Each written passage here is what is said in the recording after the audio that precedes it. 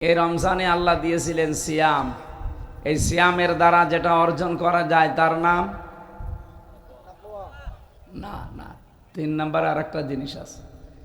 সিয়াম এটা কন্টিনিউ, ধারাবাহিক, প্রত্যেকটি নবীর উম্মতের ওপরেই কম বেশি ছিল, হয়তো সিস্টেম আলাদা ছিল।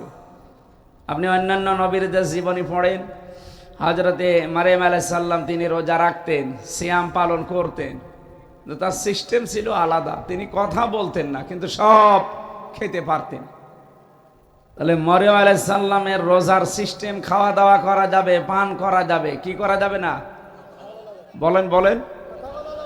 আমাদেরকে আল্লাহ যে সিয়াম দিয়েছেন, এই সিয়ামে 4টা জিনিস আছে। কেউ যদি 4টা জিনিস পালন করে তাহলে ওইটা হবে সিয়াম থেকে সাওম।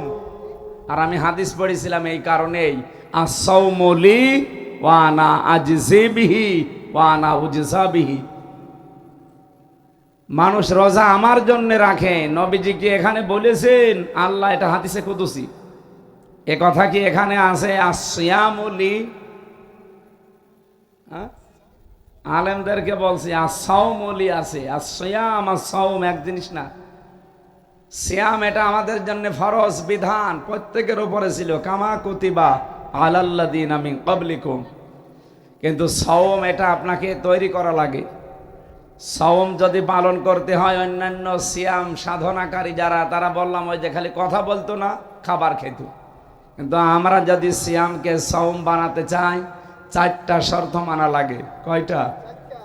1 নম্বরে খাবার, 2 নম্বরে পানীয়, 3 নম্বরে জায়েজ স্ত্রী থেকে, 4 নম্বরে হারাম কাজ থেকে বিরত থাকা।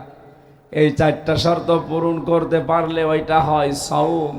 আর এই সাওমের জন্য নবীজি বলেন আস-সাওমু লি, আল্লাহ তাআলা জানিয়েছেন রোজা আমার জন্যে। এই পারফেক্ট রোজার পুরস্কার আমি আল্লাহ হয় নিজে দেব, অথবা আমি নিজেই পুরস্কার হয়ে যাব। আমরা কি এরকম সাওম বা এইরকম সাওম রাখতে পেরেছি? এই 4টা বিষয় থেকে আমরা কি 100% বিরত থাকতে পেরেছি? এখানে যদি এই 4 নাম্বার বিষয়টা জিজ্ঞাসা করা হয়, শুধু আমার মনে হয় আলেমগুলো বাদ দিয়ে অনেকে আমরা জানি না। 4 নাম্বার কি বললাম? হারাম কাজ থেকে বিরত থাকা লাগবে। হারাম কাজ কয়টা? অগণিত, মানে 500। আল্লাহ রাব্বুল আলামিন ডাক দিয়েছেন ইমানদারকে, ইয়া আইয়ুহাল্লাযীনা আমানু, ও হে যারা ইমানের দাবি করো, ইত্তাকুল্লাহ, আমি আল্লাহকে ভয় করো, অকুলু কাওলান সাদীদা, আর কথা যখন বলবা সোজা কথা বলবা, সত্য কথা বলবা। কথা বললেই তোমাকে সত্য কথা বলা লাগবে, সোজা কথা, হক কথা বলা লাগবে। এ নির্দেশ কার? এই আয়াতের ভেতরে 2টা নির্দেশ আল্লাহ দিলেন। 1 নম্বরে ইত্তাকুল্লাহ, আমি আল্লাহকে ভয় করো। এখন এই তাকওয়াটা কি? আল্লাহর ভয়টা কি? নবীজি এবং সাহাবীদের চরিত্রের ভেতরে আমি পেয়েছি, তারা যদি কারো সাথে দেখা হতো, নারী হোক পুরুষ হোক, নারীদের সাথে নারীরা, পুরুষের সাথে পুরুষেরা, দেখা হওয়ার পরে সর্বশেষ বিদায় নেওয়ার সময় তারা এই কথা বলতেন যে ইত্তাকুল্লাহ, যাই করো আল্লাহকে ভয় করো। কি করো? হযরতে আবু যর গেফারী রাদিয়াল্লাহু তাআলা আনহু, তার বাড়ি থেকে নবীজির বাড়ি প্রায় 83 কিলোমিটার দূরে। তিনি একবার নবীজির কাছে এসে বলেন, হে রাসূল, আমি অনেক দূরের মানুষ, সব সময় আপনার কাছে আমি আসতে পারি না, কারণ আমার রাস্তা তো খুব অনুকূলে না। কুষ্টিয়া থেকে মাগুরা কমপক্ষে প্রায় আমি যে পর্যন্ত এসেছি 100 কিলোমিটার হয়ে গেছে। যে 100 কিলোমিটার এসেছি মাত্র 2.5 ঘন্টার সময় লেগেছে আমার। আর হযরতে আবু যর মাত্র 83 কিলোমিটার আসতেন, শুধু 2.5 ঘন্টা না, কারণ পাহাড়ি পথ, কখনো হেঁটে, কখনো উঠে, কখনো ঘোড়ায়, বিভিন্ন কায়দায় তাদের আসা লাগতো। ডাক দিয়ে বলেন, হে রাসূল, আপনি আমাকে এমন কিছু উপদেশ দেন, আমি বহু কথা আজকে আপনার দরবারে বসে বসে শুনলাম, সব কথা আমার মনে রাখা, বাড়ি যেয়ে আমল করা সম্ভব না। তার মানে সব মনেও থাকবে না। আমার জন্য আপনি স্পেশাল ভাবে এমন কিছু বলেন যেই কথাগুলো আমি বাড়ি গিয়ে আমল করতে পারি। বিশ্বনবী তাকে প্রথম নাম্বারে ডাক দিয়ে বলেছিলেন, ও সিকা বিতাকওয়াল্লাহ, হে আবু যর, দুনিয়াতে আল্লাহকে ভয় করো। সঙ্গে সঙ্গে হযরতে আবু যর বলেছিলেন, হে রাসূল, আল্লাহকে ভয় করে কথাটা আমি এর আগেও শুনেছি, যদি ভয় করি তাহলে এটার দ্বারা হবে কি? বিশ্ব নবী তাকে বলেছিলেন, ফাইন্নাহু আজিয়ানু বিআমরিকা কুল্লিহি, পৃথিবীতে যত কাজ আছে তোমার সব কাজ এই ভয়ের দ্বারা সৌন্দর্য মণ্ডিত হয়ে যাবে। আমাদের কাজ যদি আমরা সুন্দর করতে চাই তাহলে এই তাকওয়ার বিকল্প পৃথিবীতে আর কোনো ঔষধ নেই। ও মাগুরাবাসী, এইবার আমি লাইন মতো এসেছি, এদিকে তাকান। এই যে তাকওয়া আল্লাহ বললেন, আপনার কাজকর্ম সব সোজা করে দেবে, সৌন্দর্য মণ্ডিত করে দেবে, সৌন্দর্য বর্ধন হবে আপনার কাজে, অন্য মানুষের তুলনায় আপনার কাজগুলো রেফারেন্স হবে, দেখতেই মনে হবে না আপনার কাজটা আলাদা, একটা সৌন্দর্য আমার আল্লাহ তৈরি করে দেবে। কি এটা? হযরতে আলীকে জিজ্ঞাসা করা হয়েছিল, হযরতে আলী বলেন তো তাকওয়া কি? তিনি বললেন, 4টা জিনিসের নাম তাকওয়া। কয়টা? 4 জিনিসের নাম তাকওয়া। 1 নম্বরে আল খাউফু মিনাল জালিল, আল্লাহকে যেভাবে না দেখে তোমরা বিশ্বাস করো ওইভাবে না দেখে ভয় করার নাম তাকওয়া। 2 নম্বরে আল আমালু বিত তানজিল, আল্লাহর কোরআন অনুযায়ী আমল করা। ও মাগুরাবাসী, আমি আলেমদেরকে বাদ দিয়ে আপনাদেরকে বলছি, বলেন তো কোরআনের আমল কয়টা? 500। আলেমরা বাদ দিয়ে কেউ 500টা বলতে পারবেন? অথচ কোরআনের আমল করলে তার ভেতরে আল্লাহ তাকওয়া পয়দা করে দেয়। আর আমালু বিত তানজিল বলা হয়েছে, তানজিল এটা কোরআনে কারিমের একটা নাম। পড়া কোরআনে আল্লাহ 55টা নাম দিয়েছেন, স্পেশাল নাম আছে 5টা, আল কোরআন, আল ফুরকান, আল কিতাব, আজ জিকির, আর তানজিল। জোরে বলেন সুবহানাল্লাহ। তাহলে এখন থেকে আমল করা লাগবে, কাজ করা লাগবে কিসের? কোরআনের। বলেন বলেন, আরো জোরে বলেন। আমানা আমিলা বিহি উজরা, নবীজি বলেন যারা কোরআন দিয়ে আমল করবে, কাজ করবে, এদের পুরস্কার আল্লাহ নিজের হাতে দান করবে। হ্যাঁ, আপনি দুনিয়ার অন্য কোনো কিছু দেখে আমল করলে পুরস্কার পাবেন না তা না, পাবেন। হয়তো ফেরেশতারা দেবে, নাই নবীরা দেবে, নাই রাসূলরা দেবে। কিন্তু কোন মানুষ যদি এই পৃথিবীতে কোরআনের আমল করতে পারে, আল্লাহর কসম তার পুরস্কার আল্লাহ নিজে হাতে দেবে। ফ্যাক্টরির মালিক যদি বলে, ম্যানেজার আজকে তুমি বাড়ি যাও, বেতন আজকে আমি দেব, কর্মচারী যারা আছে তারা খুশি না বেজার? চিন্তা করবে। ম্যানেজারের নির্ধারিত একটা নিয়ম আছে, মাসে এই টাকা তার বরাদ্দ, তার চাইতে 1 টাকাও সে বেশি দিতে পারবে না। কিন্তু আজকে যেহেতু মালিক নিজে জানিয়েছে আমি নিজে দেব, মালিক যেহেতু নিজে বলছে কত দেবে জানে না কেউ, এই জন্য কর্মচারীরা খুশি। তারপরও পৃথিবীর প্রতিটি মালিকের একটা নির্ধারিত সীমাবদ্ধতা নেই। বলেন বলেন। আমাদের যিনি মালিক বললেন, আমানা আমিলা বিহি উজরা, কোরআন দিয়ে আমল করলে পুরস্কার আমি দেব, নিজে কত দেবে আমাদের মাথায় ধরবে। বলেন। এই জন্য এখন থেকে যদি তাকওয়া অর্জন করতে চান, কোরআনের আমলের দিকে আসেন। আপনি পড়া কোরআন শরীফের ভেতরে আমি 2টা জিনিস সবচাইতে বেশি ফলো করেছি। সূরা আলে ইমরানের 102 নাম্বার 3 নাম্বার আয়াত, আর ওদিকে সূরা শূরার 13 নাম্বার আয়াত, ওয়াতাসিমু বিহাবলিল্লাহি জামিআ ওয়া লা তাফাররাকু আন আকিমুদ্দিন ওয়া লা তাতাফাররাকু ফি।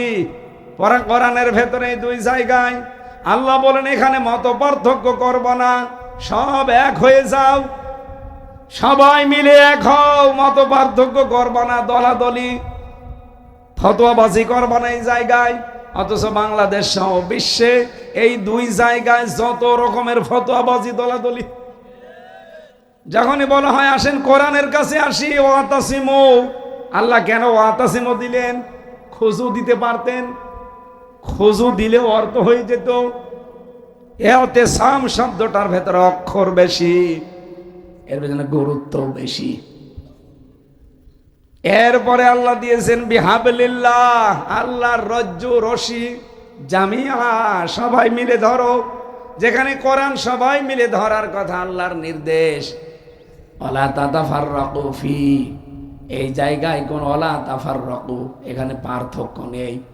আর যত রকমের মত পার্থক্য, যত রকমের দলাদলি, সব কোরআনের কাছে আসতে বললে মানুষ করে। দ্বিতীয় নম্বরে পেয়েছেন আকিমুদ্দিন, দিন কায়েম করো। কে কে করবে? সবাই মিলে। এখানে আল্লাহ বড় বড় 4 জন নবীর নাম উল্লেখ করেছেন, হযরতে মুসা, হযরতে ইব্রাহিম, হযরতে নূহ, হযরতে ঈসা। সর্বশেষ মুহাম্মাদুর রাসূলুল্লাহকে আল্লাহ ডাক দিয়ে বললেন আন আকিমুদ্দিন, দিন কায়েম করো। ওয়ালা তাতাফাররাকু ফি, মত পার্থক্য করবা না এই জায়গায়। আপনারা এই কথা শুনলেই কিছু মানুষ যারা দুনিয়াদার, এদের মন খারাপ হয়। দিন কায়েমের কথা বললে সবচাইতে মন খারাপ হওয়ার কথা মুশরিকদের আর মুনাফিকদের। এক কথা বলে না কেন? কিন্তু দিন কায়েমের কথা বললে সবচাইতে বেশি আনন্দ পাওয়ার কথা ইমানদারদের। আরে ভাই, বাস্তবে 54 বছর দেখতে পাচ্ছেন না, দিন এই দেশে কায়েম নেই। এ কারণে আমরা শুধু ফতোয়া দিতে পারি, কিন্তু বাস্তবে ওইটা দেখাতে পারি না। আল্লাহর বিধান আমি কয়টা বললাম? বলেন বলেন। এই 500 বিধানের ভেতরে জেনার বিধান একটা না, নেই? জেনার বিধান নেই। কয়েকদিন আগে এই যে আসিয়াকে মেরে ফেললেন, মাগুরাই না, না নড়াইলে, এই জেলাটার নামে এখন কলঙ্ক একটা, যে 6 বছরের মেয়েকে আপনারা ছাড়েন না। কই সে শয়তানের কিছু হয়েছে? কিছুই হবে না। কি হবে? ওই কয়েকদিন পরে আমি দেখলাম না 3 বছরে, আমিও তো ফাঁসির কন্টেম ছেলেছিলাম। তো ছাতা দেখবেন কয়েকদিন পরে ফাঁক ফকর দিয়ে চলে আসবে। কিন্তু নিয়ম ছিল কি এইটা? জেনা ব্যভিচার যদি বিবাহিত কোনো মানুষ করে, ওর নিয়ম হচ্ছে সাক্ষ্য প্রমাণে ধরা পড়ে গেছে, মাটির ভেতরে বুক পর্যন্ত গেড়ে দাও, পাথর বা ইট দিয়ে মেরে দুনিয়া থেকে বিদায় করে। আমার কুষ্টিয়া, আমার গ্রামের বাড়ি যেখানে, ওখানে এরকম একটা ফতোয়া এসেছিল 20 সালে। আমি তো 21 সাল থেকে জেলে। এই 20 সালে একটা ফতোয়া আসলো। আমি বললাম যে কোরআন হাদিসে এইটা আছে, এই মেয়েটাকে এখন পাথর মেরে মেরে ফেলা লাগবে। এখন এর পরে তো আমি জেলে চলে গেলাম। 3 বছর পরে বের হয়ে দেখি গ্রামে 2 দল হয়ে গেছে। কি আপনাদের এই অবস্থা? আপনি ফতোয়া দিয়ে গেলেন, কিন্তু ফতোয়া তো কিছু করলেন না। কি করব? ফতোয়া যা দিয়েছিলাম ওইটা যদি আমি কার্যকর করতাম, যে মহিলাকে এখন মাটির ভেতরে বুক পর্যন্ত গেড়ে দিয়ে সঙ্গে সার করা লাগবে, ও মহিলার আগে আমারে সঙ্গে সার করত। প্রশাসন আমারে ধরে নিয়ে বলতো এই দেশে কোরআনের আইন আছে, আপনি ফতোয়া দিয়েছেন, দেন, কার্যকর করতে গেলেন মানে ওই মহিলা বাদ থাক, আগে আপনাকে আমরা সঙ্গে সার করতে। এই কথা বলে ঠিক কিনা? এখনো পর্যন্ত গ্রামের অনেক লোক না বুঝে রাগ করে আছে, যে হুজুর ফতোয়ায় দেয় মানে না। মানবো কি করে? আমার পেছনে কোনো ব্যাকআপ আছে? আমার কোনো শক্তি আছে? কিছু না বললেই 3 বছর থাকলাম জেলে। আর যদি করতে গেতাম কিছু, 3 বছর না 30 বছর থাকা লাগতো। এক কথা বলে না কেন? তাহলে কি এখান থেকে কিছু নেওয়া যাবে না? সেই 54 বছর তো এটা দেখছি, এখানে ফতোয়া দিয়ে আমরা শেষ করতে পারি, কিছুই করতে পারি না। যদি ফতোয়া দিয়ে শেষ না কার্যকর করতে পারতাম, বাংলাদেশে জেনা করার সাহস কোনো মানুষ দেখাতো না। এখনো কি জেনা বন্ধ হয়ে গেছে? বলেন। প্রকাশ্যে হয়তো হয় না, কিন্তু গোপনে বাবা শাহজালাল সব হালাল চলছে। এই জন্য আমল করা লাগবে আমাদের কোরআনের। আমরা সবাই ফিরে আসি, এই 2টা জায়গায় মত পার্থক্য করা হারাম, আর যত মত পার্থক্য সব এই 2 জায়গায়। আরে ভাই, আপনি তাবলীগ করবেন করেন, জামাত করবেন করেন, চরমনার মুরিদ হন, আপনার টার্গেট থাকা লাগবে দেশে কি করে আল্লাহর বিধান কায়েম করা যায়। 500 বিধান একটাও চলে না, আর আপনি গোফে তেল দিয়ে ঘুমাচ্ছেন। নবীজিকে প্রশ্ন করা হয়েছে, হে নবী, তাকওয়ার 3 নাম্বার হযরতে আলীকে যে 3 নাম্বারে কি তিনি বললেন আল কিনায়াতু বিল কলিল, যারা অল্পে তুষ্ট থাকতে পারে এর নাম তাকওয়া। 4 নাম্বারে ওয়াল ইস্তিদাদু লিয়াউমির রাহি, যারা আখিরাতের পুঁজি তৈরি করতে সচেষ্ট হয় এর নাম তাকওয়া। একটা বারের জন্য ভেবেছেন আপনার আখিরাতের পুঁজি আসলে কতটুকু আছে? আমি আমার নিজের জীবন থেকে বলছি, এটা রেকর্ড হচ্ছে, ম্যাডাম হয়তো শুনতে পাচ্ছে। পাক ও সাথে আমার কপালে যা আছে হয়ে যাবে। আমি যদি এখন মারা যাই, এখন যদি আপনারা আমারে পাঠিয়ে দেন কুষ্টিয়ায়, এই শনিবারের রাতটাও আমাকে ঘরের থাকতে দেবে না একা একা। ম্যাডাম বলবে এর কাছে থাকলে জিন আসবে আরো 2-3 জন দিন পাহারা দেওয়ার জন্য। অথচ বাড়ি ঘর যা বানিয়েছে আমার বাবা আর আমি 2 জন মিলিয়ে বানিয়েলাম, আমার এক রাতও থাকতে দিচ্ছে না। রাতটা শেষ হওয়ার পরে তাড়াতাড়ি বলবে মাটিতে দিয়ে দেন, যত পরে থাকবে তত তার শাস্তি হবে। কবরে দিয়ে 2-3 দিন হয়তো ম্যাডামও কান্নাকাটি করে খাওয়া দাওয়া প্রায় সব হাফ হয়ে যাবে। 7 দিন 1 মাস পরে দেখবেন স্বাভাবিক হয়ে গেছে। 4 মাস 10 দিনের ভেতরে শ্বশুর আর শাশুড়ি এসে আমার মা বাবাকে বলি, হয়তো বলবে হামজা তো মরেই গেছে, দেন মেয়েটা নিয়ে যায়, অন্তত অন্য জায়গায় বিয়ে দিয়ে দেই। এটা করবে না? করবে। আর নিয়ম এটাই। অনেকের স্বামী মরে গেলে আর বিয়ে দিতে চায় না, বলে হ্যাঁ ও চরিত্র খারাপ, আবার বিয়ে করতে চাই। ওরে শয়তান, ওর চরিত্র ভালো বলেই তো বিয়ে দেওয়া লাগবে। এক কথা বলেন না কেন? আমাদের এই সমাজে এরকম আঁকানা ঘোষা চলে। যদি কোনো বিধবা মহিলা বিয়ে করতে চায়, উল্টা পাল্টা ধারণা করে, হ্যাঁ ও এত খারাপ, স্বামীটা মরে গেছে। আরে মরে যাওয়ার 4 মাস 10 দিন পরে তো জায়েজ আছে। 4 মাস 10 দিন পরে যখন ম্যাডামের বিয়ে হয়ে যাবে, দেখবেন 7 দিন পরে শ্বশুরকে কল দিয়ে বলবে, আব্বা হামজা তো আর কি ছিল, এখন যেটা পেয়েছি তো তার চাইতে 100 গুণ ভালো। এটা বলবে কিনা বলেন তো? এটার নাম দুনিয়া। আমাল হায়াতুদ দুনিয়া ইল্লা মাতাউল গুরুর। হে পৃথিবীর মানুষেরা, দুনিয়ার জীবন খেল তামাশা, ধোকা, রং তামাশা, প্রতারণা ছাড়া আর কিচ্ছু না। সুতরাং এখানে থেকে আখিরাতের পুঁজি নষ্ট করে ফেলো না, ওইটার দিকে আগে তাকাও। এই 4টা বিষয়ের নাম হচ্ছে তাকওয়া। জোরে বলেন। সাহাবী প্রশ্ন করলেন, হে নবী, বলতো জিদনি, আমাকে আপনি আরো কিছু বলেন। এই এদিকে তাকান, এগুলো আমাদের জন্য। খালি আবু যরকে নবীজি বলেছিলেন তা না, আমার জন্য মনে করেন আল্লাহর নবী বলতেছেন। শুধু আবু যর রাদিয়াল্লাহু তাআলা আনহু এখানে একজন ওসিলা। তিনি বললেন, হে নবী, বলতো জিদনি, আপনি আরেকটু কিছু বলেন আমাকে।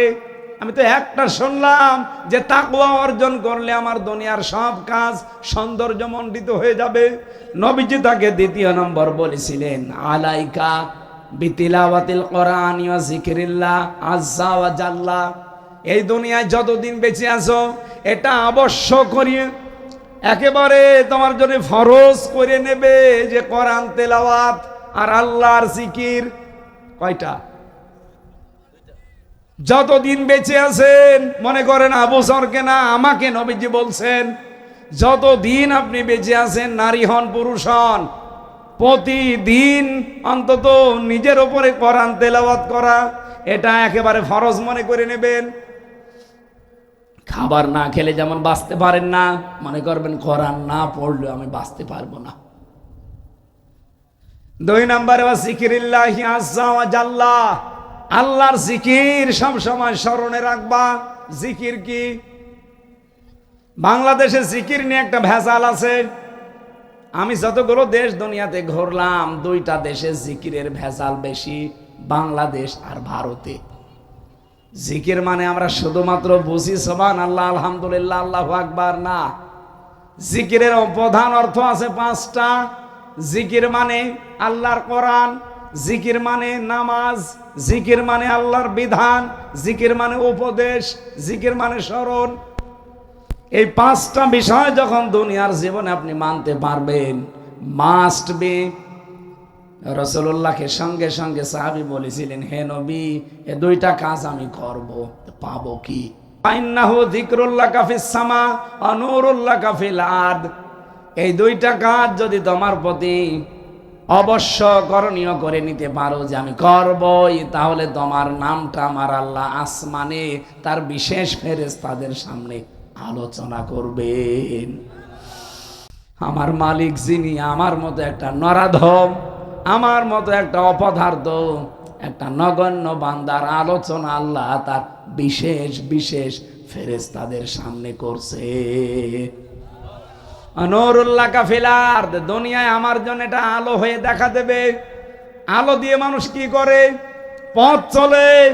আপনাকে আল্লাহ এমন একটা শক্তি দিয়ে দেবে যে অন্যায় আর ন্যায় আপনি দেখে অন্ধকার আলো পার্থক্য করে চলতে পারবেন।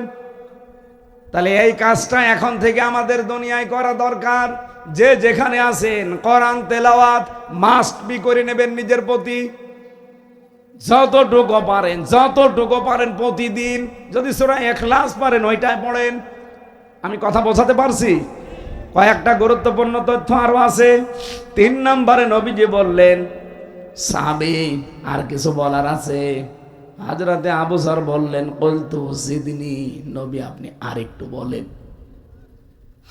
আল্লাহর নবী বললেন, আলাইকা বিতুলিস সাওম, বিতুলিস সামতি, অধিকাংশ সময় চুপ থাকবা। এটা নিজের প্রতি ফরজ করি নাও। বাংলাদেশে অভ্যাসটা আমাদের নেই, বাসালের মতো শুধু বকতেই থাকে। চার দোকানে বসলে আরে গেছানো গেছাই, 100টা কথা বলে 98টা মিথ্যা কথা। মাংসমাতা নাজা, যে ব্যক্তি চুপ থাকে সে নাজাতের একটা পথ পায়। আমরা আজকে থেকে নাজাত পাওয়ার জন্য আমলটা শুরু করব, নারী হোক আর পুরুষ হোক। যদিও অনর্থক কোনো কাজ হয়, কথা হয়, চুপ হয়ে যাবেন। এই যে সেলফি তোলে যারা, এটা কি কোনো দরকার আছে? এটা একটা অনর্থক কাজ। আল্লাযীনা হুম আনিল লাগবি মুরিদুন, এই পৃথিবীতে যারা সফল ইমানদার, এই মানুষগুলো অনর্থক কোনো কাজে, কোনো কথায় তারা সময় এবং তার নিজের এই সময়টা নষ্ট করে না। অথচ এখন মানুষ উমরা করতে যায়, হজের মতো ফরজ বিধান পালন করতে যায়, সেখানেও কাবা শরীফ সামনে নিয়ে সেলফি তোলে।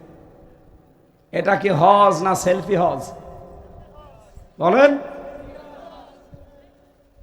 এই লোক দেখানোর কোনো কাজ করা যাবে না। কোন কাজ যদি আপনার না থাকে, চুপ করে থাকবেন। চুপ করে থাকলেও সাদকা দেওয়ার মতো সওয়াব হবে। পৃথিবীতে বিশ্বনবীর মতো এইরকম জরুরি কথা বলার মানুষ দুনিয়ায় ছিল? আর আমাদের কথার কোনো আগামাতা আছে? আর নবীজিকে আল্লাহ যা বলতে বলতেন উনি ওই কথা বলতেন। এরপরও জীবনে অনর্থক কোনো কথা এই 63 বছরে তিনি বলেননি। সুবহানাল্লাহ বলতে পারেন নাই? সাহাবী জিজ্ঞাসা করলেন, হে নবী, আমি যদি অধিকাংশ সময় চুপ থাকি তাহলে এর উপকার কি? নবীজি বললেন, ফাইন্নাহু মাতরাদাতুল লিশায়াতিন, তোমাকে শয়তান যে ধোঁকাবাজি করে তোমার সাথে, এই ধোঁকাবাজি তোমার সাথে করতে পারবে না। শয়তান তোমার থেকে দূরভীত হয়ে যাবে। তার শয়তানকে দূর করার জন্য আমল কয়টা বললাম? এই একটা আমল। অন্যান্য আমলের তো আলাদা আলাদা কাজ আছে। শয়তান দূর করার জন্য আমলটা আজকে থেকে আমি সহ, যদি অনর্থক কোনো কথা কোনো কাজ সামনে আসে, চুপ হয়ে যাবেন। আন্দাজে কোনো কথা বলা আপনার ঠিক না। কারণ যে যত বেশি কথা বলবে এই মানুষের তত বেশি ভুল হওয়ার সম্ভাবনা। বলেন বলেন। আরে ভাই, যেহেতু আমাদের সবার জন্য এটা দরকার, এই জন্য বারবার রিপিট করছি। এখন থেকে আমলে লেগে পড়েন, জীবন দেখবেন সুন্দর হচ্ছে। যদি দেখেন যে না, এখানে কোনো কথা বলা আমার দরকার নেই, চুপ থাকবেন। ওই চুপ থাকাটাই একটা সাদগা দেওয়ার মতো সওয়াব হবে। আর আমরা 2-3 জন এক জায়গায় বসলে যদি কোনো কথা নেই, তারপরও গীবত কি? ওয়াউনুল্লাকা আলা আমরি দীনিকা, 2 নম্বরে তোমার দিনের কাজে এটা সাহায্যকারী হবে। তার মানে কোনো মানুষ যদি চুপ থাকে, তার আখিরাতের কাজগুলো সে বেশি বেশি করতে পারবে। দুনিয়ার এই অনর্থক কথা কাজ থেকে তাকে বিরত রাখতে পারলে এই সময়টা সে কাজে লাগাতে পারবে। 4 নম্বরে সাহাবী বললেন, কুলতু জিদনি ইয়া রাসূলুল্লাহ, নবীজি আপনি আমাকে আরেকটু বলেন। বিশ্ব নবী বলেন, ইয়াকা ওয়াদ্দিহকা, সাবধান, বেশি বেশি হাসাহাসি থেকে বিরত থাকবা। অনর্থক কোনো কাজ কারবার করে বা বেশি বেশি আন্দাজে কোনো কাজের জন্য হাসবা না। ফালিয়াদহাকু কলিলা ওয়ালিয়াবকু কাসীরা, বেশি বেশি করে কান্না করবা, সময় পেলে কম কম করে হাসবা। আজ বাংলাদেশে একটা ভুল তথ্য ডাক্তারদের নামে ছড়িয়ে দিয়েছে। আমি বাইরের দেশে, যে সিঙ্গাপুরে, মালয়েশিয়া, থাইল্যান্ডে, এরপরে চেন্নাই, এই সমস্ত ডাক্তারের সাথে, খ্রিস্টান, এদের সাথে আমি কথা বলেছিলাম। আমি বলেছিলাম যে স্যার, এই যে মানুষের মাঝে আমরা শুনি যে বেশি বেশি যারা হাসে তাদের নাকি হার্ট ভালো থাকে, ওরা সবাই বলেছে এটা মিথ্যা কথা। নবীজি ১৫০০ বছর আগে হাদিস বললেন যে বেশি হাসবা না, হাসলে দুইটা ক্ষতি হবে তোমার। ফাইন্নাহু ইউমিতুল কলবা, তোমার কলব মরে যাবে। ওয়ায়াযহাবু বিনুরিল ওয়াজহি, এবং চেহারার উজ্জ্বলতা দূর হয়ে যাবে। আর আমাদেরকে ছড়িয়েছে বেশি হাসো, তাহলে তোমার হার্ট ভালো থাকবে। কে বলেছে আপনার হার্ট ভালো থাকবে? হার্ট আল্লাহ যেটা দিয়ে বানিয়েছে, বলেন তো, হার্ট কি দুনিয়ায় বানানো না আসমানে? কি কথা বললেন না কেন? হার্টের আর একটা নাম আছে, রুহু। নাম কি? যেটা না থাকলে মানুষ আর বাঁচে না। ওয়ায়াসআলুনাকা আনির রূহ কুল রূহু মিন আমরি রাব্বি। হে নবী, মানুষ যদি প্রশ্ন করে যে রূহ কি, আপনি বলবেন এটা আল্লাহর হুকুম। এটা আল্লাহর কি? আল্লাহর যতগুলো জিনিস এই পৃথিবীতে আপনি দেখবেন একটাও এখানে পাবেন না, সবগুলো নাজিল হওয়া। এই যে বৃষ্টি দুনিয়ায় পাওয়া যায়, কি হয় বলেন? বলেন। কোরআন কোথা থেকে আসে বলেন? এই যে লোহা, লোহা কি দুনিয়ায় পাওয়া যায় না নাজিল হয়? আনসালনাল হাদিদা, আল্লাহ বলেন লোহা আমি নাজিল করি। আমাদের ভেতরে যেটা নড়াচড়া করছে, এর নাম হার্ট বলেন, রুহ বলেন, একই জিনিস। এই জিনিসটা আল্লাহ বানিয়েছেন আসমানে। এই জন্য এই দুনিয়ায় যেগুলো বানিয়েছে, দুনিয়ার হিসাবে খাবারও দুনিয়ায় দিয়েছে। এই বডি দুনিয়ায় তৈরি হয় মাটি দিয়ে, মাটির নির্যাস দিয়ে। এই জন্য দুনিয়ার এই রুহকে বাঁচাতে হলে, এই শরীরকে বাঁচাতে হলে যত রকমের খাবার কোথায় পাওয়া যায় বলেন? বলেন। কিন্তু রুহু এটা দুনিয়ায় তৈরি হয়নি, কোথায় তৈরি হয়েছে? আরো জোরে বলেন। এই জন্য আসমানের খাবার লাগবে। আসমানের খাবার কি? কোরআন। জোরে বলেন, আরো জোরে বলেন। এই জন্য নবীজি বলেন, কেউ যদি তার রুহুকে পবিত্র করতে চায়, অন্তরকে পরিষ্কার করতে চায়, তার উচিত হচ্ছে বেশি বেশি কোরআন পড়া, কারণ এটা আসমান থেকে এসেছে। এই জন্য আমাদের কলব মরে যাবে। ডাক্তারদের নামে এই থিওরিটা অনেকে চালিয়েছে, বেশি বেশি হাসো, আন্দাজে হা হা করে হাসো, কলব ভালো থাকবে, হার্ট ভালো থাকবে। এটা মিথ্যা কথা। আপনার কলব আরো মরে যাবে। ফাইন্নাহু ইউমিতুল কলবা কুলতু জিদনি। সাহাবী বলেন, হুজুর আমাকে আরো 2টা উপদেশ দেওয়া লাগবে। নবীজি বললেন, তাহলে আর একটা গুরুত্বপূর্ণ উপদেশ হচ্ছে কুলিল হক, হক কথা বলবা। কি কথা? অইনকানা মুররান, যদিও এটা তিতা লাগে।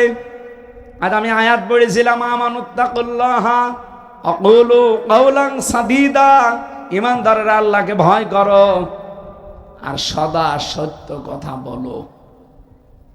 সত্য কথা বললে তোমাদের উপকার কি হবে? ইসলিহ লাকুম আমালাকুম, তোমাদের কাজ কারবার আল্লাহ সংশোধন করে দেবে। এতদিন ভুল কাজে ছিলেন, ভুল কাজটা সঠিক করে দেবে আল্লাহ। ওয়াগফির লাকুম যুনুবাকুম, পৃথিবীর অপরাধগুলো আল্লাহ মাফ করে দেবে। আমাইয়ুতি আল্লাহ ওয়া রাসূলাহু, যে ব্যক্তি আল্লাহ এবং রাসূলের আনুগত্য করে, ফাকাদ ফাজা ফাওজান আযীমা, আল্লাহ পাক বলেন সে ব্যক্তি অবশ্যই সফল হবে। বলেন সুবহানাল্লাহ।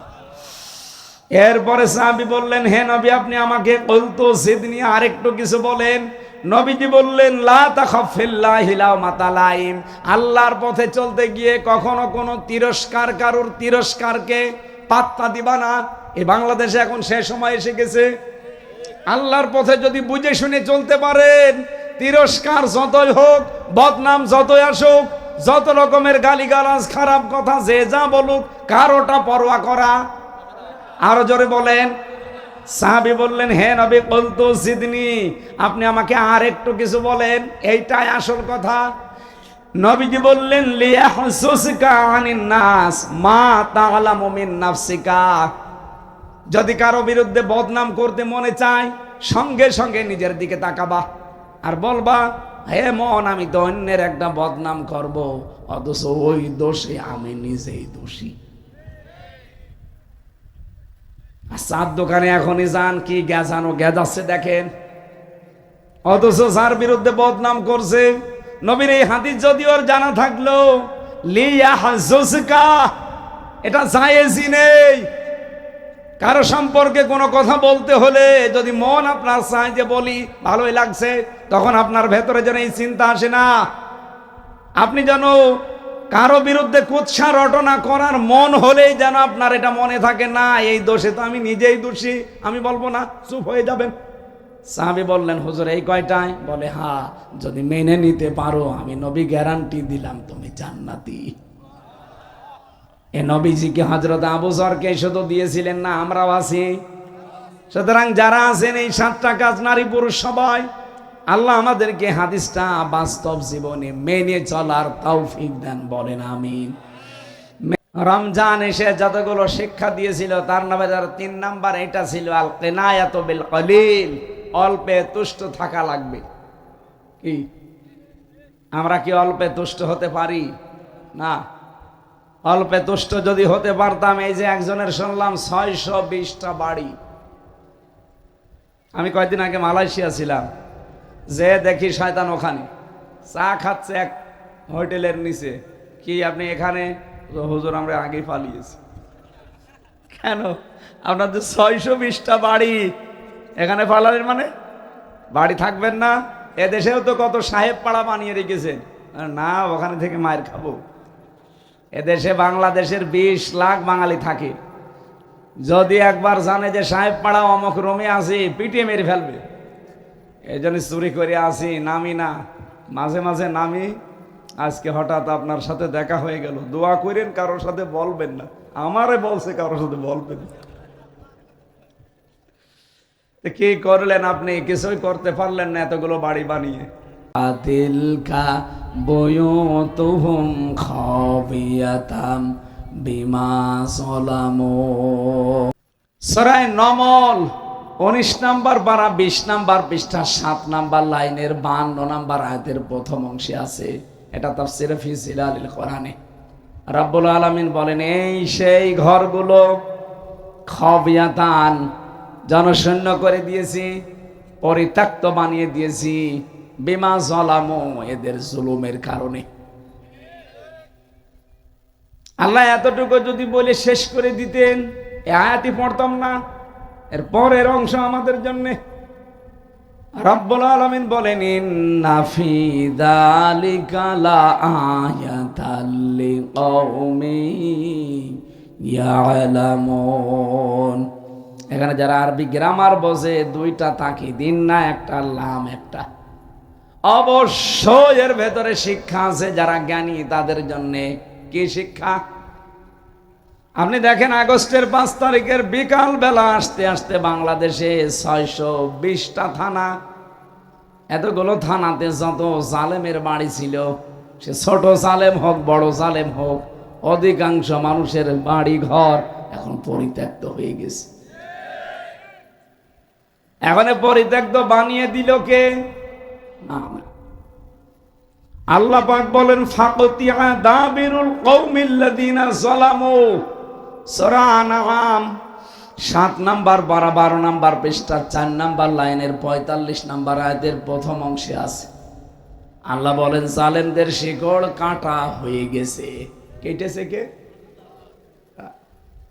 আপনি আলেম তো কথা বলছেন। কতিয়া এটা মসুল, এর ফাইল কর্তা জানা নেই। জালেমদের এই বাড়ি ঘর ব্যবসা প্রতিষ্ঠান, এদের জায়গা জমি সব যে উজাড় হয়ে গেল, এগুলো করলো কে? কেউ জানে না। আমার কুষ্টিয়ার হানিফ সাহেবের বাড়ির দিকে তাকান, বাড়ির পায়খানার প্যান পর্যন্ত খুলে নিয়ে চলে গেছে। করলো কে? কেউ জানে না। আমি কি বেশি বলছি? আপনি যে দেবেন, কেস দেবেন, কার নামে দেবেন, কে করেছে কেউ জানে না। অনেকে বলতে পারে না সিসি ক্যামেরা, আরে ভাই যারা ভেঙেছে আগে ভেঙেছে সিসি ক্যামেরা। 5 তারিখের পরে বিকাল বেলা যে মাগরিবের আগে একটু পরে যে দেখি পুরাটা দৃশ্যই পাল্টিয়ে গেছে, অথচ 4 তারিখে ওই ঘরের দাপট ছিল কি। আল্লাহ পাক বলেন, যেখানে জালেমরা বসে জুলুমের দুর্বিসন্ধি করে ওই জায়গা পর্যন্ত আমি অভিশপ্ত বানিয়ে দেই। যদি আপনারাও কেউ চান সামনে সে যে দলই হোক, এরা যদি আবার জনগণের উপরে এরকম জুলুম করে, আল্লাহর কসম 5 বছর পরে আপনার বাড়িও শ্মশান হয়ে যাবে। এই জন্য আমি আরম্ভ করেছিলাম টাকা খরচ করা লাগে 3টা জায়গায়। কয় জায়গায়? আরো জোরে বলেন। এই 3 জায়গায় টাকা খরচ করলে জীবনের মতো হিসাব আল্লাহ নেবে না। 1 নম্বরে কোরআনের প্রচারে, কোরআন প্রসারে, কোরআন কায়েমে আমাদের জীবনে যেন এটা থাকে কম বেশি। 2 নম্বরে পরিবারস্থ লোকদের জন্য যদি খরচ করেন। 3 নম্বরে জিহাদের ময়দানে আজ যারা কাজ করছে, মানবতার মুখে হাসি ফোটানোর জন্য যারা চেষ্টায় আছে, এই খেয়াল করবে, আমি গতানুগতিক কথা বলছি না। কোরআনে কারিমে আমি আজকে আসার সময় দেখছিলাম, আমি এমন একটা তাফসিরের নাম বলছি, এটা বিশ্বে বিপ্লব ঘটিয়েছে। ফি জিলালিল কোরআন, বাড়ি যে মিলিয়ে দেখবেন, আমি এতদিন পড়েছিলাম কিন্তু এভাবে না। ফাইন্না মাআল উসরি ইসরা, ইন্না মাআল উসরি ইসরা। এখানে যারা আরবি গ্রামার বসে আলেম আছে তাদেরকে বলছি, ভাইরা দেখেন তো, আল্লাহ উসরির আগে আলিফ লাম দিলেন, এর আগে মা দিলেন, এর আগে আবার ইন্না দিয়েছেন। আল্লাহ বলেন অবশ্যই কষ্টটা বলার আগে আমি আলিফ লাম দিয়ে এটা মারেফা করে দিয়েছি, নির্দিষ্ট করে দিয়েছি। কষ্ট যদি হয় একটা, ইসরা এটা নাকেরা অনির্দিষ্ট, তাহলে সুখ হবে অগণিত। কিন্তু কষ্টটা পাওয়া লাগবে 3টা কারণে। এইদিকে তাকান, দুনিয়াতে কষ্ট পেলে আপনার একটা কষ্টে 10টা সুখ আল্লাহ দেবে তা না। কষ্টটা যদি হয় 3টা কারণে, মাস্ট বি পৃথিবীতে আপনাকে 3টা উপকার, কল্যাণ, সুখ আমার আল্লাহ দেবেই দেবে। আমি মনে হয় এখনো বোঝাতে পারিনি, না আপনারা বোঝেননি, আমি আবার বলছি। এই দুনিয়াতে যদি আপনার কষ্টটা হয় 3টা কারণে, কয়টা? এই যে যারা পালিয়ে গেল এদেরও কি কষ্ট লাগে নাই? বলেন বলেন। একটা কষ্টের পরে সুখ আসবে এরকম কথা কোরআনে নেই। কিন্তু কষ্ট যদি 3টা কারণে আপনি পেয়ে থাকেন, 1 নম্বরে আল্লাহর জন্যে, 2 নম্বরে রাসূলের জন্যে, 3 নম্বরে মানবতার জন্যে, এই 3টা কারণে যদি একটা কষ্ট দুনিয়াতে কেউ ভোগ করে, মহান আল্লাহ এই পৃথিবীতে মাস্ট বি তাকে 10টা সুখ ভোগ করাবে। এবার আপনি নিজে বলেন তো, আপনার কষ্টটা আল্লাহর জন্যে, রাসূলের জন্যে, মানবতার জন্যে, কয়টা কষ্ট পেয়েছেন আপনি দুনিয়ায়? যারা পেয়েছে আজ তারা এক একটা কষ্টে যদি 10টা করে, কারণ আমরা জানি একটা নেকির কাজে 10 থেকে কত গুণ? 70 গুণ পর্যন্ত, আরো বেশি 700 গুণ, অন্তত 70টা ধরেন। এই পৃথিবীতে কমপক্ষে ইসলামের জন্য, আল্লাহর জন্য, মানবতার জন্য যদি একটা কষ্ট কেউ সহ্য করে, ওকে আল্লাহ দুনিয়ার জীবনে কমপক্ষে 10টা, আর একটু বেশি হলে 70টা, আর একটু বেশি হলে 700টা সুখ তাকে দুনিয়ায় ভোগ করাবে। সিস্টেম অপর পৃষ্ঠায় দেখুন আর একটা কথা বলছে আল্লাহ, যেহেতু আয়াতটা রিপিট করেছেন 2 বার, সূরা আলাম নাসরার 5 এবং 6 নম্বর আয়াত, ইন্না মাআল উসরি ইসরা। আল্লাহ প্রথমবার একবার বলেই তো শেষ করে দিতে পারতেন, দ্বিতীয়বার আবার রিপোর্ট করলেন কেন? দ্বিতীয়বার বলার কারণ তাফসিরে মুফাসসির লিখেছেন, এই পৃথিবীতে যেমন একটা কষ্টের পরে বহু সুখ পাওয়া যায়, কিন্তু সুখ যদি কেউ ভোগ করে দুনিয়ায়, আর এই সুখটা যদি হয় অবৈধ সুখ, এদিকে তাকান, আপনি যদি পৃথিবীতে একটা সুখ ভোগ করেন, কিন্তু সুখটা যদি হয় অবৈধ, তাহলে অবৈধ একটা সুখের কারণে কমপক্ষে ৭০টা দুঃখ আপনি দুনিয়ায় পাবেন। আমি আলেমদেরকে বলছি ভালো করে মিলাবেন, বাড়িতে খুব খেয়াল করেন। আপনি জানতেন যে এটা অবৈধ জিনিস, এরপরও আপনি সেখানে জড়িত হয়ে সমর্থন দিয়ে সুখ পেয়েছেন। এরকম মানুষ দেশে ছিল না? এই যে যারা 15.5 বছরে এমপি হইলেন, আপনি জানতেন যে এরা অবৈধ, তারপর আপনি গেলেন কেন? আপনি দেখেন যে বিনা ভোটের এমপি হওয়া যায়, তারপর আপনি গেলেন কেন? আপনি দেখছেন কোন নির্বাচন নেই দেশে, মানুষের রায় দেওয়ার কোনো অনুমতি নেই, জর্জার মূল্য তার। এটা একটা অবৈধ জিনিস জানার পরও আপনি বুক পেতে দিয়েছেন যে আমারে দেন, আমি এমপি হব, আমি মেয়র হব, আমি উপজেলা চেয়ারম্যান হব। আপনি বসেছিলেন, আপনি আনন্দ পাননি, সুখ পাননি? কথা বলেন না কেন?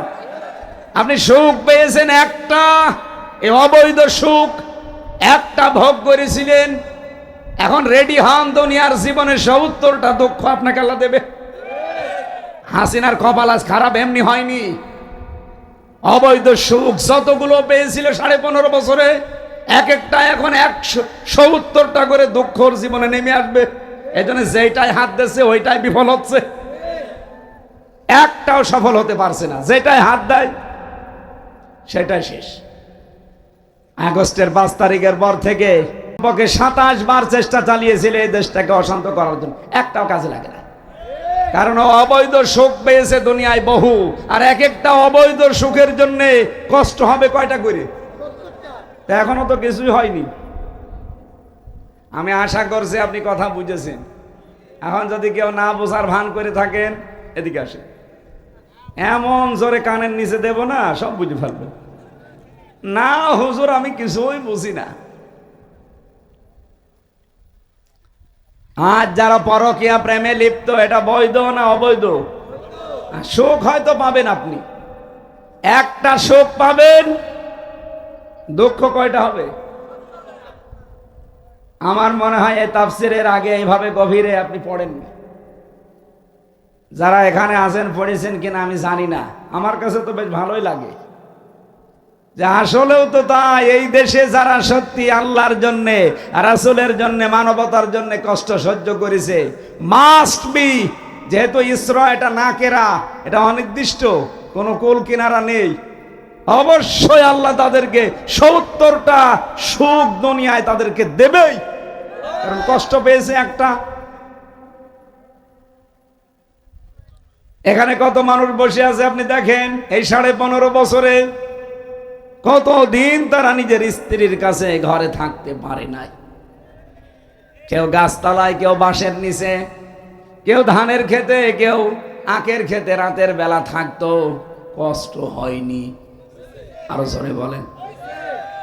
যারা যারা কষ্ট পেয়েছেন দুনিয়াতে, একটা তার নিজের ব্যক্তিগত অপরাধের জন্য না, আমা নাকামু মিনহুম ইল্লা ইউমিনু বিল্লাহিল আজিজিল হামিদ, ওদের কোনো অপরাধ ছিল না, অপরাধ একটাই, তারা প্রশংসিত আল্লাহ পাককে মেনে নিয়েছিল। তারা আল্লাহর বিধানের কথা না বললে তারাও কিন্তু আরামে আপনার মতো স্ত্রীর কাছে থাকতে বাধ্য, কিন্তু শুধু আল্লাহর বিধানের কথা বলতে গিয়ে, মানবতার মুখে হাসি ফোটা গিয়ে তারা নিজেরা একদিন 2 দিন না কত কষ্ট সহ্য করেছে। আর যারা আইনা ঘরে ছিল, আপনি তাদের দিকে একটু নিজে তাকান, কি কষ্টটা পেয়েছে তারা। এই মানুষগুলোর এক এক দিনের কষ্ট মহান আল্লাহ কমপক্ষে উসরি ইসরা দিয়েছেন। একটা কষ্টের জন্য যদি ৭০টা সুখ তাদেরকে দুনিয়ায় দেখায়, আর পরকালে কি দেবে এটা আল্লাহ নিজে জানে। আর যারা অবৈধভাবে একটা সুখ ভোগ করেছেন, রেডি হন, আপনার এক একটা অবৈধ সুখের কারণে ৭০টা করে দুঃখের বিশাল পাহাড় নেমে আসবে।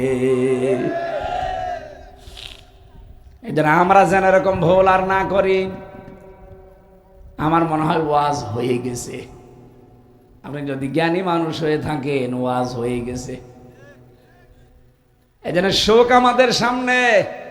মা ওয়াদ্দাকা রাব্বুকা ওয়া মা ক্বালা, হে নবী, আফসোস করবেন না, আপনাকে আমি আল্লাহ ছেড়ে দেইনি, আপনার উপর আমি অসন্তুষ্ট না। ওই মানুষগুলো আপনাকে উল্টাপাল্টা কথা বলে। 15.5 বছরে কত কথা আমরা শুনেছি। আল্লাহ আমাদেরকে ছেড়েও দেয়নি, আমাদেরকে তিনি ভুলেও যাননি। অবশ্যই আমার আল্লাহ একটা দুঃখ পাওয়ার কারণে 70টা সুখ আমাদের সামনে রেখে দিয়েছে। আমরা সব চাইতে বেশি সুখী হব বাংলাদেশে ওই দিন, যেদিন আল্লাহর কোরআন এই দেশে রাষ্ট্রীয়ভাবে কায়েম দেখতে পারবো। ওই দিন সব চাইতে বড় সুখ পাবো। কথা বলেন ঠিক কিনা? এটা দেখা দরকার না? সব কিছুই তো দেখা শেষ, অন্তত এটা একবার দেখেন না কেন? একবার একটু দেখেন। বাকের সাহেবের মতো 300 এমপির মাত্র 151 জন যদি কোরআন বুকে নিয়ে যেতে পারে, আর প্রথম অধিবেশনে যদি বলতে পারে, মাননীয় স্পিকার আমরা নামাজের বিল চাই, উনি যদি বলে ঠিক আছে হাত তোলেন, 151 জন যদি বাকেরের মতো ভাই হাত তুলতে পারে, 151 জন হাত তুললে বিলটা কায়েম হয়ে যাবে। তারপরের দিন বাংলাদেশে 18 কোটি মানুষ নামাজ আদায় শুরু করবে। আপনি হয়তো বাকের ভাইকে ভোট দিয়েছিলেন একটা, 18 কোটি মানুষ নামাজ পড়লে যে সওয়াব হয়, ওই সওয়াব আপনার আমলনামায় আল্লাহ লিখে দেবে। এরকম একটা বিশাল কাজ আমাদের সামনে আসতেছে। এখন যদি বলে না এটা রাজনীতি, রাজনীতি হলে এটাই রাজনীতি। আপনার কাছে যদি মনে হয় এটা রাজনীতি, হ্যাঁ এটাই রাজনীতি, কারণ আমরা কোরআন প্রতিষ্ঠা করার জন্য রাজনীতি করি।